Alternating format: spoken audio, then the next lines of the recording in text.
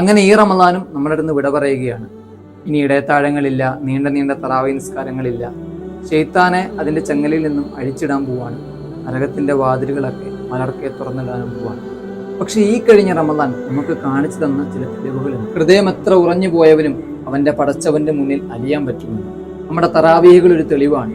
എത്ര വലിയ മടിയനും അവൻ്റെ പടച്ചവൻ്റെ മുന്നിൽ എത്ര നേരം വേണമെങ്കിലും നിൽക്കാൻ പറ്റുമെന്ന്. നമ്മുടെ നോമ്പുകൾ ഒരു തെളിവാണ്.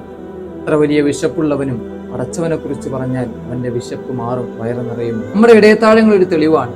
എത്ര ക്ഷീണിച്ച് കിടന്നവനും സുബഹിക്ക് വേണ്ടിയിട്ട് എഴുന്നേൽക്കാൻ പറ്റുമെന്ന്. നമ്മുടെ ഓരോ സ്വതക്കുകളും ഓരോ തെളിവുകളാണ്. എത്ര വലിയ പിശുക്കനും പടച്ചവന്റെ പേര് പറഞ്ഞാൽ അവന്റെ സമ്പത്തിൽ നിന്നും നൽകാൻ പറ്റും. ഇനി നമ്മൾ ചെയ്യേണ്ടത് ഒന്ന് മാത്രമാണ്.